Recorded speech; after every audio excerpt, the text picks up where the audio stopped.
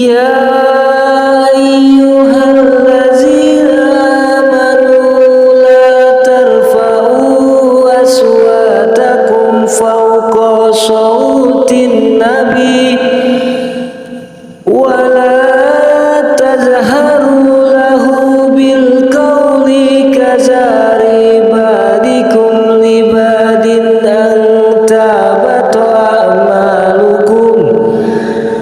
أن تحبط أعمالكم وأنتم لا تشعرون.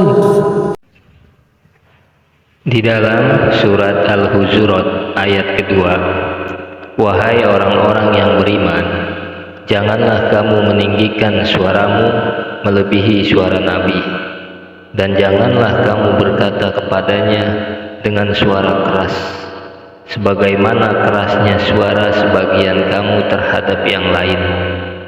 Nanti pahala segala amalmu bisa terhapus sedangkan kamu tidak menyadari. Surat Al-Hujurat ayat 2. Perintah agar umat Islam memiliki adab dan rasa hormat yang tinggi kepada Nabi Muhammad SAW dengan tidak meninggikan suara melebihi suara Nabi atau berbicara dengan keras kepadanya, karena perbuatan ini dikhawatirkan dapat menghapus pahala amal perbuatan tanpa disadari. Ayat ini juga menjadi pelajaran untuk bersikap sopan dan tidak berlebihan dalam beragama, yang bisa menyebabkan amal perbuatan menjadi sia-sia. Pelajaran adab dan kesopanan. Ayat ini mengajarkan pentingnya adab dan sopan santun saat berinteraksi, khususnya kepada Nabi Muhammad SAW. Menghindari hulu. Ayat ini mengingatkan agar tidak berlebihan dalam agama, yaitu gulu, karena hal tersebut bisa membinasakan. Hormat kepada Nabi Muhammad SAW merupakan bentuk penghormatan kepada utusan Allah Subhanahu wa Ta'ala, yang jasa dan perjuangannya sangat besar bagi umat manusia, termasuk menyelamatkan dari azab abadi. Tanda keimanan dan ketakwaan kita, orang-orang yang hatinya diuji Allah untuk bertakwa, adalah mereka yang merendahkan suaranya di sisi Rasulullah Muhammad SAW, sehingga mereka mendapatkan ampunan dan pahala besar. Konsep makruh di makam Nabi, ulama menganggap tidak sopan meninggikan suara di depan makam Nabi Muhammad SAW, yang didasarkan pada perintah dalam ayat ini, karena Nabi tetap dimuliakan baik saat hidup maupun setelah wafat. Jadi ketika kita membaca sholawat, lagi umroh, lagi melaksanakan ibadah haji, jangan teriak-teriak membaca sholawatnya, dengan hati, dengan suara yang lembut kalau bisa. Jangan teriak-teriak membaca sholawat. Yang nikmat kalau sholawat itu dinikmati. Sallallahu ala Muhammad, sallallahu ala Muhammad, sallallahu ala Muhammad. Diatur nafasnya, jadi kita tidak teriak-teriak saat membaca sholawat kepada Nabi besar Muhammad Sallallahu Alaihi Wasallam. Adab kepada ulama, menghormati dan mendengarkan ulama adalah pewaris Nabi. Al-ulama warasatul anbiya. Ulama adalah pewaris para nabi dan memiliki peran penting dalam memberikan saran dan nasihat kepada pemerintah agar kebijakan yang diambil sesuai kaidah agama. Ulama bertugas menuntun umaro agar kebijakan yang diambil berdasarkan hati yang bersih dan tulus serta sesuai petunjuk Allah. Jauhi ulama yang berbaur dengan pemerintah tanpa batas, karena hal itu bisa membuat mereka kehilangan otoritas dan berkhianat kepada umat. Kita juga harus beradab kepada umaro, pemimpin, mendengar dan taat. Wajib mendengarkan dan taat kepada pemimpin selama perintahnya tidak mengandung kemaksiatan atau bertentangan dengan syariat agama Islam, ya. Memberi nasihat. Jika pemimpin salah, kita wajib menasehati, menegur mereka dengan cara yang bijak dan penuh hikmah. Mungkin zaman sekarang kita bisa menegur pemerintah ini lewat media sosial seperti YouTube, TikTok, IG, dan lain sebagainya. Seperti yang sekarang ini lagi ramai. Kita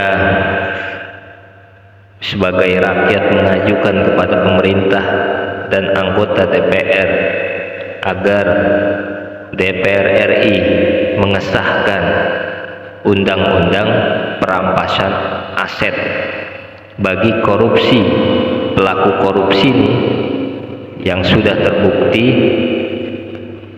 harus asetnya itu diambil sama negara.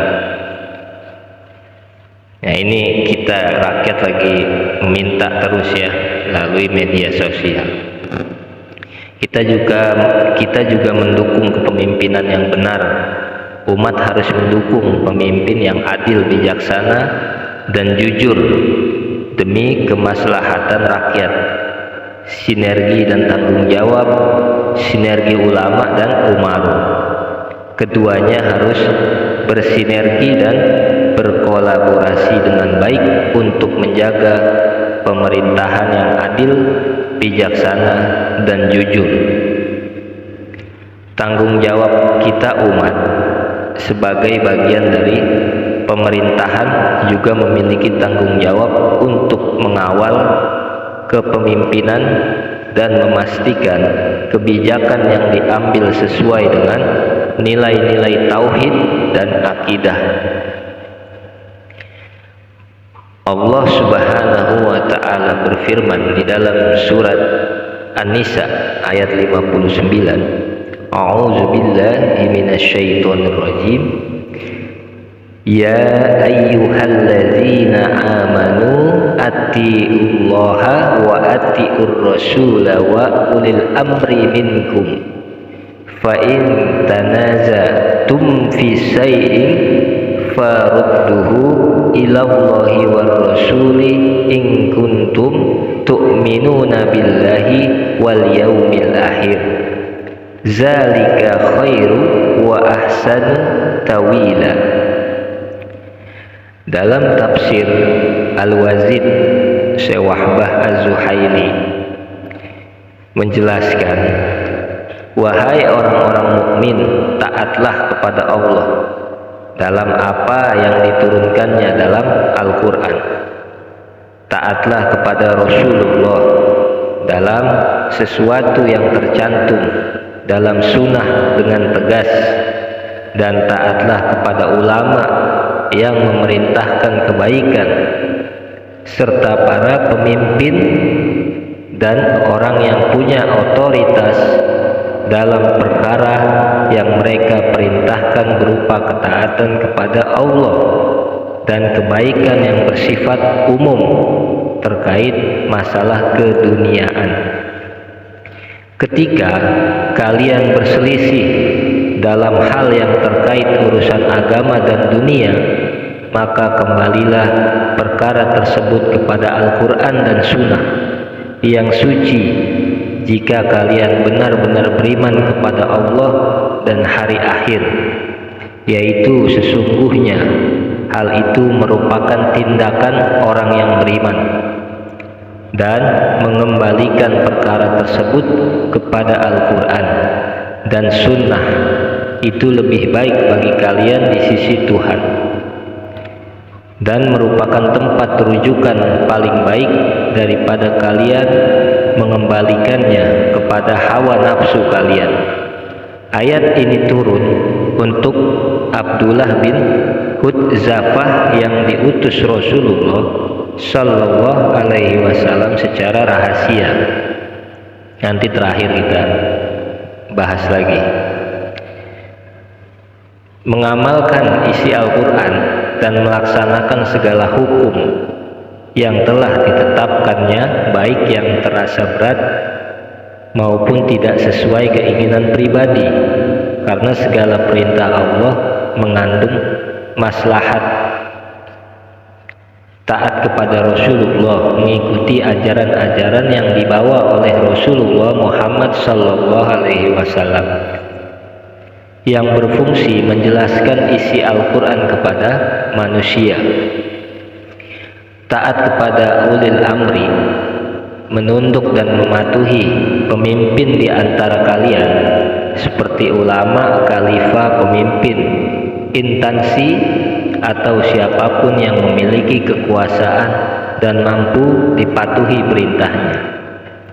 Tapi ada konteks dan batasan ketaatan bersyarat.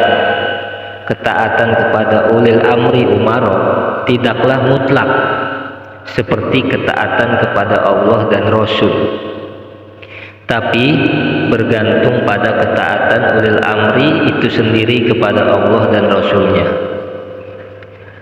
Ayat ini juga menekankan bahwa jika terjadi perselisihan atau masalah umat muslim, wajib mengembalikan persoalan tersebut kepada Allah, Al-Quran dan Rasul Sunnah untuk mendapatkan solusi yang tepat. Terdapat kaidah terkenal yang berbunyi, la tadli makhlukin fima siyatil khaliq. Tidak ada ketaatan kepada makhluk dalam kemaksiatan kepada pencipta. Asbabun nuzul, latar belakang turunnya ayat ini. Ayat ini turun berkaitan dengan peristiwa di mana seorang panglima pasukan yang marah, yang tadi di atas ya, Abdullah bin Hudzafah, memerintahkan pasukannya untuk masuk ke dalam api setelah mereka menolak perintahnya untuk menaatinya secara membabi buta. Para sahabat mencegah pasukan itu, dan ketika dilaporkan kepada Nabi Muhammad SAW, kemudian Rasulullah bersabda bahwa ketaatan itu hanya dalam hal yang ma'ruf, yang baik.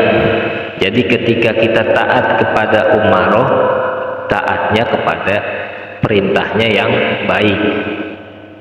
Jika tidak sesuai dengan syariat agama Islam, ya wajib kita menolak dan wajib hukumnya kita melawan dengan cara yang baik.